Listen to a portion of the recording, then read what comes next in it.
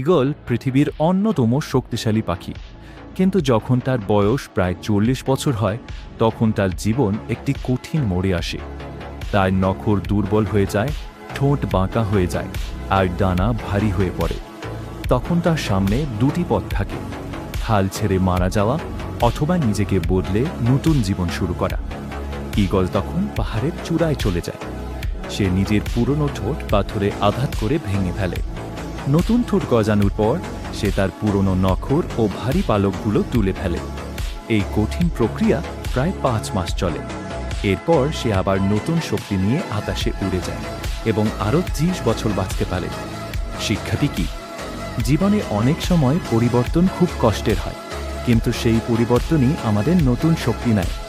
মনে রাখবেন, কখনো কখনো নতুন উচ্চতায় উঠতে হলে পুরনো অভ্যাস, ভয় এবং দুর্বলতাকে ছেড়ে দিতে হয়।